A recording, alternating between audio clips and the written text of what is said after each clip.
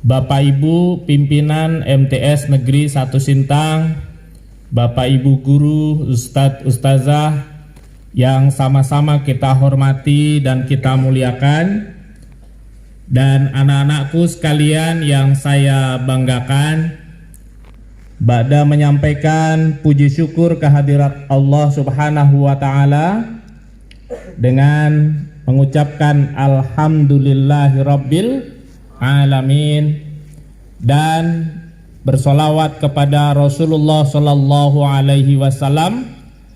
Allahumma sholli ala Muhammad.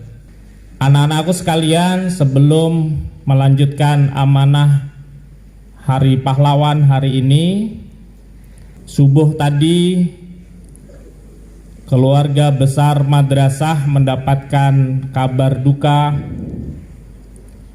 Ayahanda kita, pimpinan kita, Bapak Kepala Bidang Pendidikan Madrasah Kantor Wilayah Kementerian Agama Kalimantan Barat dipanggil oleh Allah Subhanahu wa Ta'ala. Untuk itu, marilah kita kirimkan doa, mudah-mudahan beliau diterima amal ibadahnya, diampuni dosa-dosanya, dan ditempatkan di surganya Allah Subhanahu wa Ta'ala. Al-Fatihah. A'udzubillah. Alhamdulillah.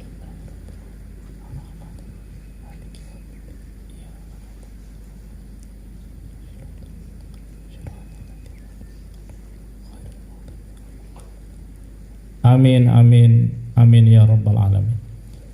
Selanjutnya nanti selesai sholat zuhur berjamaah, kalian tahan diri dulu, tetap di masjid, tetap di aula. Nanti Ustadz Basir akan memimpin sholat ghaib untuk beliau. Anak-anakku sekalian, hari Senin ini istimewa karena bukan hanya upacara Senin, tapi kita upacara apa? Hari Pahlawan.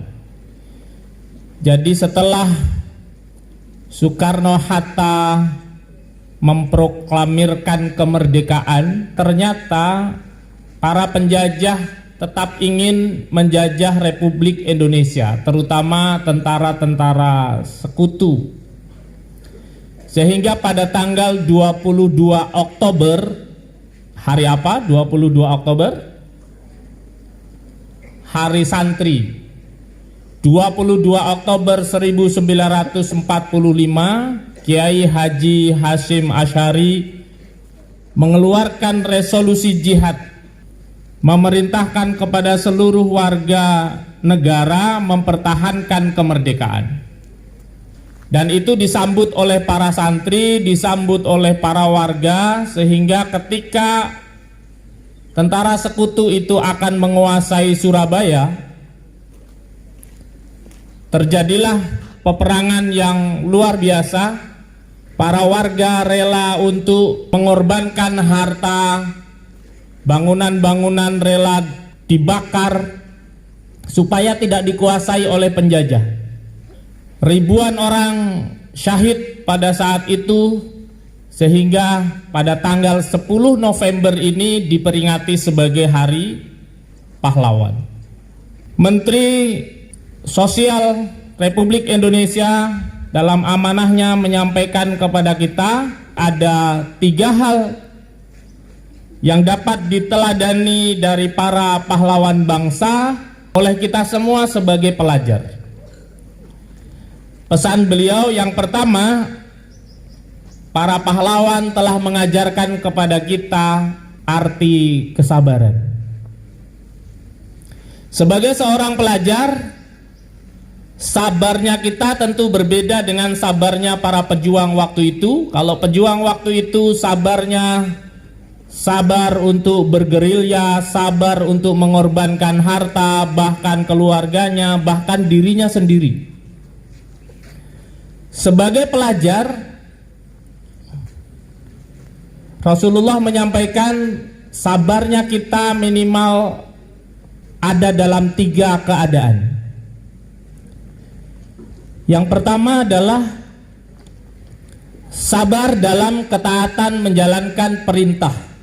Sebagai pelajar, kita dituntut untuk sabar menjalankan perintah, baik perintah Allah, perintah dari orang tua, perintah dari guru-gurunya.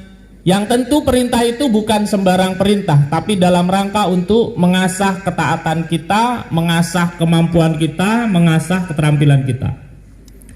Yang kedua, sebagai seorang pelajar harus sabar menahan diri dari hal yang dilarang dan menahan diri dari kemaksiatan. Di madrasah banyak sekali tata tertib berupa larangan. Tidak boleh berambut panjang, tidak boleh berkuku jorok, berkuku panjang, tidak boleh merokok, dan lain sebagainya. Larangan-larangan itu melatih kita untuk taat kepada azas. Larangan-larangan itu melatih kita untuk taat kepada aturan, dan kita harus sabar menjalaninya supaya nanti ketika dewasa kita terbiasa dengan ketaatan. Yang ketiga adalah sabar menghadapi ujian. Imam Syafi'i menyampaikan, siapa yang tidak tahan dengan ujian beratnya belajar, maka dia harus tahan ketika dewasa dengan beratnya ujian hidup. Saya sering mengatakan, siapa yang pingin sukses, siapa yang pingin meraih sesuatu yang orang lain gak bisa raih, kita harus siap melakukan apa yang orang lain tidak lakukan. Nah, ini kesabaran menuntut ilmu ini penting sekali. Pesan Bapak Menteri yang kedua, para pahlawan bangsa itu telah mengajarkan kita semangat mengutamakan kepentingan bangsa. Kalau pejuang dulu, betul, kepentingan bangsa yang diperjuangkan. Kalau pada masa kalian belajar, paling tidak kalian harus mementingkan kepentingan cita-cita yang kalian perjuangkan, mementingkan kepentingan keluarga daripada keinginan pribadi-pribadi kalian. Para siswi yang akan pacaran, coba bayangkan ayahnya yang ikut menanggung dosa pacaran Anda. Para siswi yang akan buka aurat, bayangkan ayah yang ikut menanggung dosa karena kalian membuka aurat. Jadi bukan keinginan pribadi saja yang dipertimbangkan, tapi ada orang lain yang terlibat. Siswa-siswa yang ingin merokok, bayangkan orang tua yang lelah-lelah berjuang mencari nafkah, lalu kalian hambur-hamburkan dengan dibakar, merusak tubuh kalian. Siswa-siswa yang mau main game online tanpa batas, pergi ke kafe, habis puluhan ribu, bayangkan bapak ibu yang dari jam 2 harus sudah mencari rezeki. Nah, pahlawan sudah mengajarkan kepentingan yang lebih besar harus diutamakan. Bukan hanya kepentingan Anda pribadi, pinginnya suka-suka, terserah kalian, sehingga menyebabkan orang tua sedih, orang tua susah, orang tua keberatan. Fahim tuh?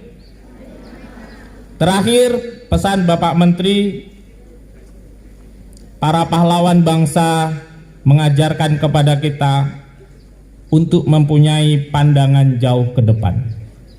Bayangkan, pahlawan itu memperjuangkan kemerdekaan bukan hanya untuk saat itu, tapi sampai saat ini. Mereka punya pandangan ke depan. Nah, sebagai pelajar, kita harus mengambil pelajaran yang diberikan para pahlawan itu. Contohnya apa?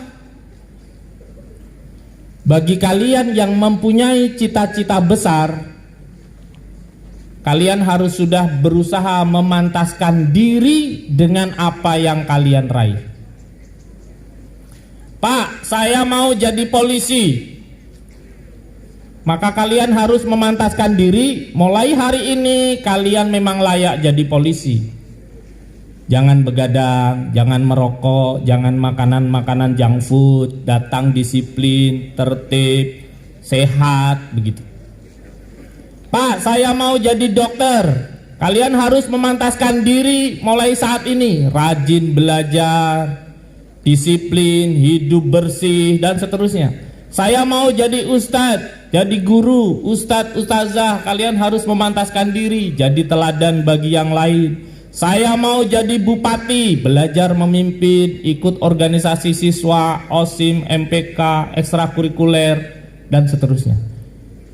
Kalian punya pandangan ke depan dan mulai memantaskan diri, kalian pantas untuk meraih cita-cita itu mulai saat ini. Saya punya kawan namanya Aji Yitno. Dia sekarang jadi kapten penerbang di Kalimantan Timur. Saya ingat betul pada saat SMA saya belajar matematika, belajar kimia. Dia lari di lapangan terbang di dekat SMA 2 itu. Tiap sore dia sudah memantaskan diri bahwa saya akan jadi pilot penerbang, maka fisik saya harus tangguh, IQ saya harus cerdas, begitu. Nah, yang punya cita-cita besar, lakukan kesabaran tadi, kemudian pantaskan diri kita bahwa kita pantas menyandang atau meraih cita-cita itu. Saya kira itu pesan dari Bapak Menteri Sosial yang saya sampaikan. Mudah-mudahan ini dapat menjadi pelajaran untuk kita semua. Terima kasih atas perhatiannya. Mohon maaf jika ada yang tidak berkenan. Wallahul muwaffiq ila aqwamit thoriq. Assalamualaikum warahmatullahi wabarakatuh.